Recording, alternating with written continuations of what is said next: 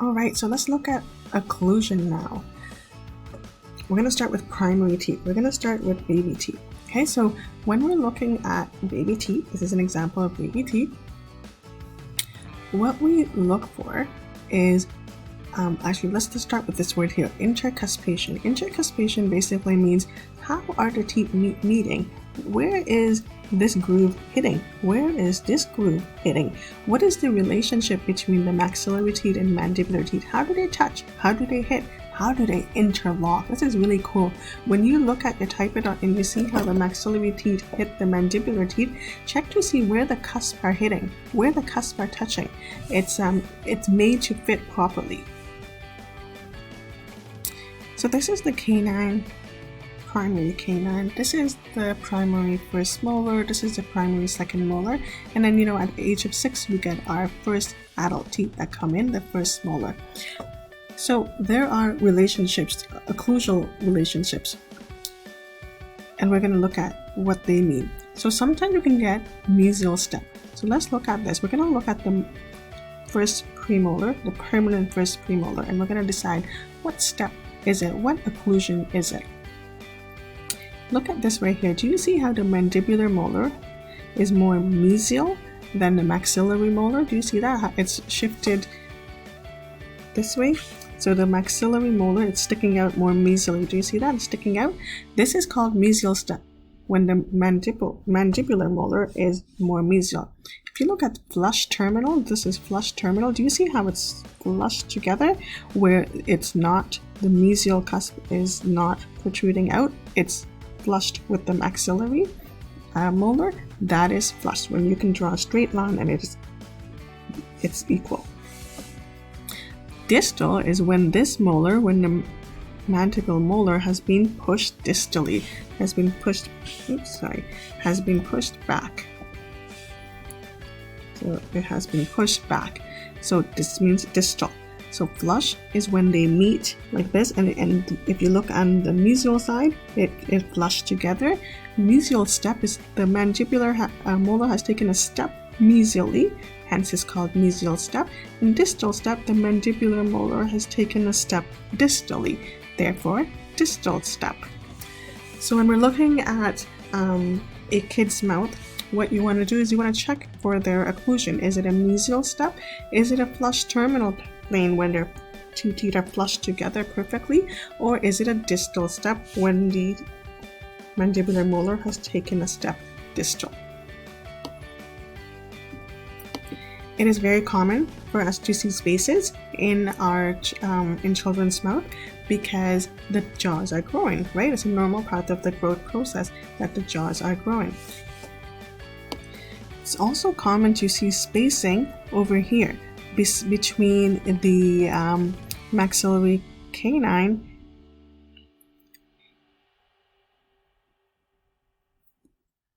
and lateral incisor, as well as at the bottom in the mandibular, between the canines and first molar. It's very common.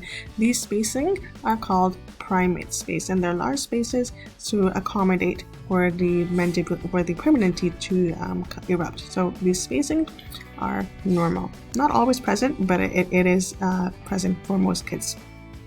In most kids. Then there's something called leeway space, and leeway space are the space that is left behind, or that is gained when the permanent premolars replace deciduous ones. What does that mean?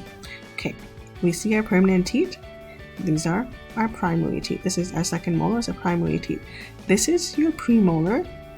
Okay, that's going to take the spot of the second molar. Now let's look at the distance. Okay, so if we look at, I'm actually going to zoom in so we can see this a lot better.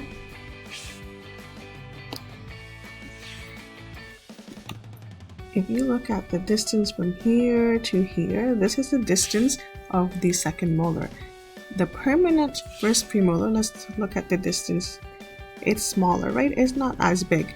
So when the permanent premolar comes over here and erupts, there's going to be this space that's left behind.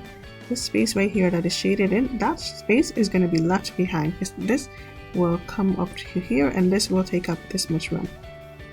So that's where the premolar is going to be, right here. there's this much space between the premolar and the first molar and the first adult molar. That space that is left there is known as your leeway space. Okay, that space is known as your leeway space. And this is completely normal. It is gained, that space is there when permanent premolars replace your deciduous molar. Now sometimes you can have a deep bite. Do you see that when this example here is a deep bite? They're biting deeply that you can't even see the mandibular central incisors. So then after ortho they got it corrected and now they have a normal bite. But sometimes you can have a very deep bite where the incisors are taking up a lot of space and is barely showing the mandibular incisors.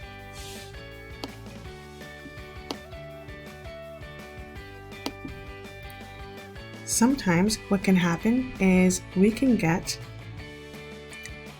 an open bite. So look at this picture over here. Do you see how there's an open bite? This person is biting down completely normally and the bite over here is open.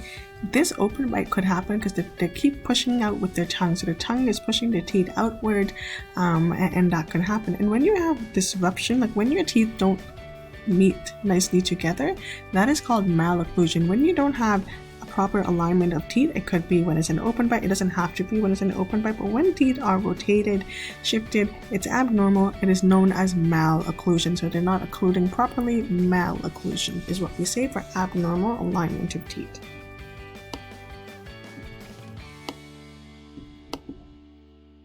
And there's lots of things that can affect the alignment. There's lots of ways the alignment could be different. It could be because of the way the teeth are shaped, and that's why it's not occluding properly. It could be because of the jaw size. The jaw size is not proper for that person's mouth, and it's not, the teeth are not able to be accommodated.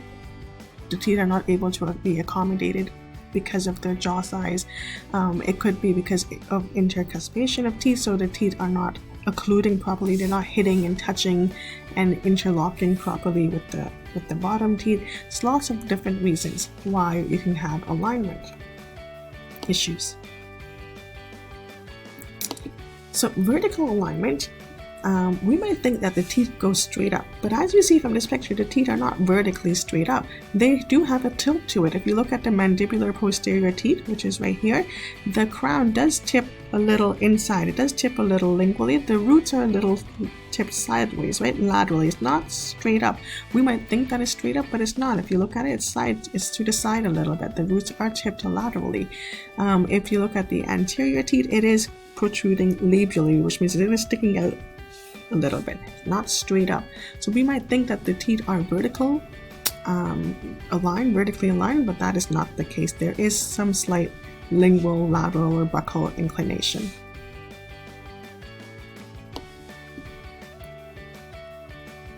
So when we're looking at the word occlusion, what we're looking at is how do the maxillary and mandibular teeth meet?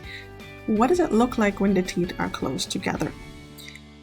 When the teeth are touching, what does it look like? What is the relationship?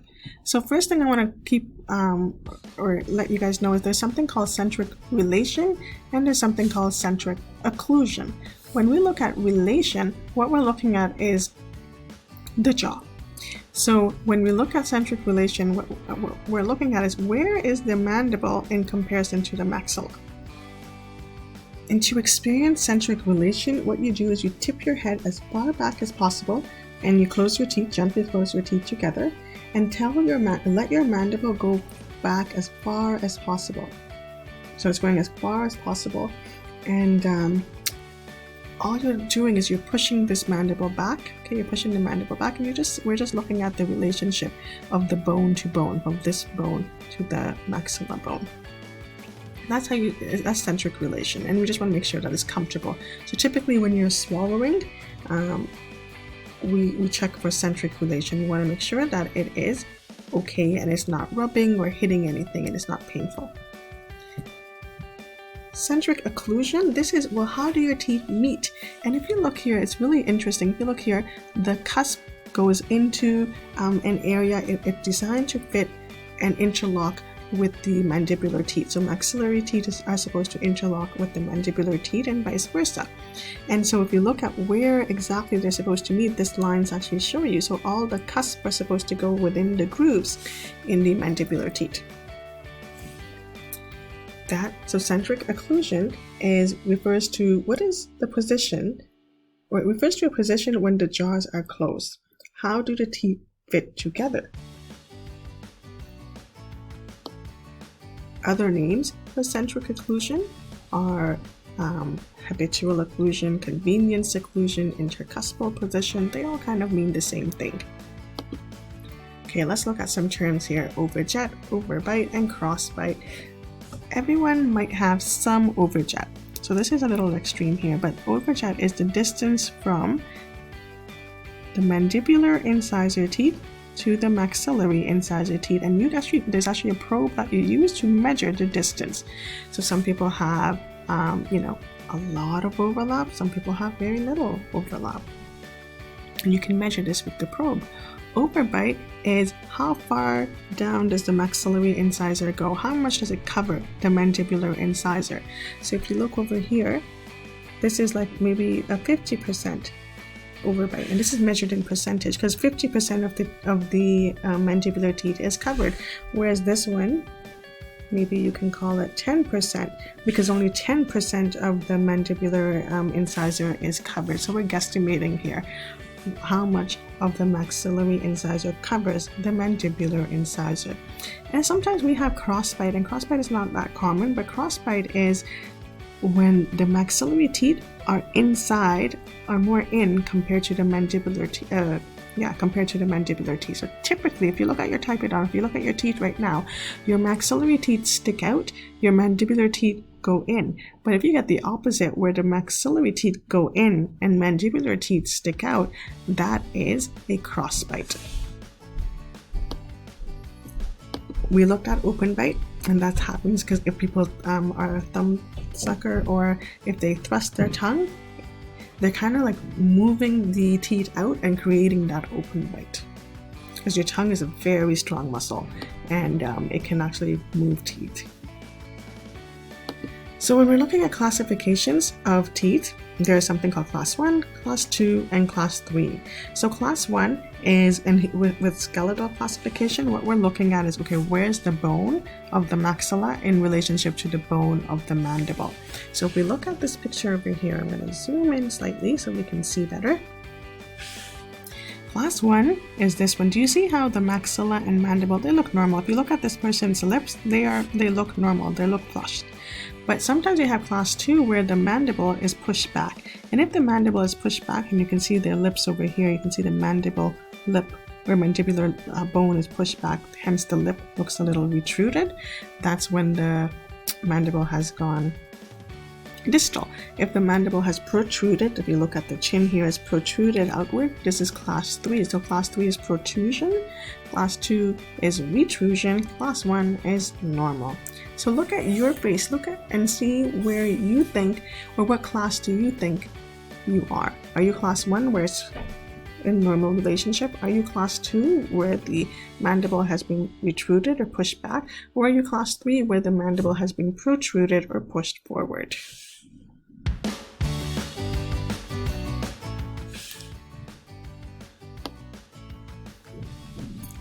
Okay, let's look at dental classification. So before we were looking at skeletal classification, now we're going to look at dental classifications, and it's Anglo's classification system. And when we look at classification system, we're either looking at the first molars or we can look at the canines. So I'm going to show you that.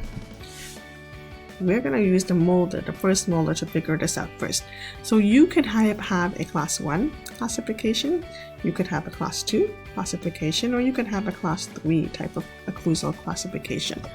What do they mean? So when you look at class 1 occlusal relationship, what we're looking for is where is the mesial buccal cusp. Remember, this is mesial because it's on the mesial side, this is distal because this on further back, and this is buccal because it's on the outside, it's near the cheek. Where is the mesial buccal cusp in relationship to the groove right here, to the buccal groove, which I'm trying to highlight here, on the mandibular first molar. So we're only looking at the first molar. Okay, we're only looking at the molar. If the mesiobuccal cusp is right on the buccal groove on the mandibular molar, that is a class 1 occlusion. If the mesiobuccal cusp has gone this way, okay, and it is mesial to the buccal groove, then we say it's class 2. Do you see that? How it's gone, the mesiobuccal cusp is not flushed with the buccal groove, it's gone forward. That is considered class 2. And class 3 is right here where the mesiobuccal cusp is not even close to the buccal groove. You can see that it's way far. It's like really, it's a lot further from the buccal groove. Okay, let's recap. So when we're looking at occlusion, go back to the occlusal classification. So when we're looking at occlusion, in a normal occlusion, the mesiobuccal cusp fits, okay, it literally fits in the buccal groove. In class 2 occlusion, the mesiobuccal cusp that we see here is in front, okay, in front of the buccal groove. It's not fitting with the buccal groove, it's in front. And in class 3, the mesiobuccal cusp is behind, okay, it's behind the groove. So here it fits in. Class 2, the mesiobuccal groove is in front of the groove. Class 3, the mesiobuccal groove is behind the buccal groove. Okay, those are the three relationships, and if you look at it, you can see that in class 3 there we're getting protrusion, right, where the mandible is sticking forward, is sticking out. You can also do the same thing by just looking at the canine relationship and then determining which of the here, I'll just scroll down a little bit. So you can look at the canine and you can determine the relationship with the canine. So sometimes we don't have the first molar, and when we don't have the first molar, it's hard for us to distinguish the malocclusion or the occlusion classification. So then what you can do is you can look at the canine and look at their relationship, and it's listed here to figure out what type of classification someone has.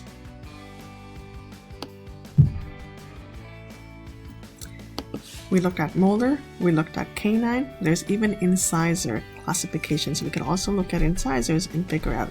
Now what I want to point out here is when someone has a class 2 classification, class 2 can be considered as class 2 div 1 or class 2 div 2. Div means division. And so if someone has class 2 occlusion, and again, let's just recap. What is class 2 occlusion? Well, class 2 occlusion is when the mesiobuccal cusp is in front of the groove. Now, what you do is when someone has class 2 occlusion and you look at, then what you do is you look at their front teeth, their central incisors. If it is in normal position, if the incisors are out and are sticking out, it is division 1. But sometimes what happens is these front 2 incisors, they actually tip lingually.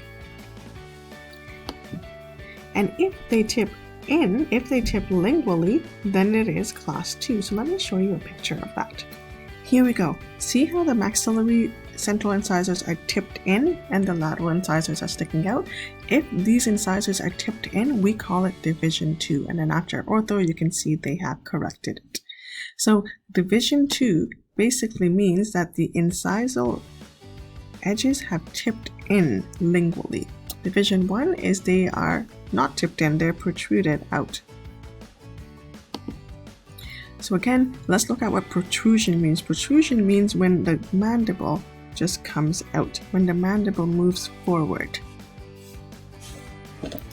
Now in an ideal occlusion, in someone with perfect teeth, what we want the occlusal plane to be flat with a very, very slight curve of SPEE. So remember we looked at curve of SPEE and we said, I'll actually show you a picture of curve of SPEE. Curve of SPEE looks like this. So we like seeing a flat curve of SPEE, not a big dip between the molars and the anterior teeth. So we like seeing a flat curve of a flat line or a very slight curve of SPEE. That would be an ideal. We like it when there's no spaces between teeth. We like it when there's no rotated teeth. We also like it when the maxillary third molars, they come out straight and they don't come out crooked. One of the things that could happen is if your wisdom teeth come out crooked, it could mess up all your straight teeth that are in the front, because it just squeezes everything and pushes everything. And I'll show you a picture of that in class. So maxillary third molars, we like it when they come straight up and they don't push on the other teeth and make everything rotated.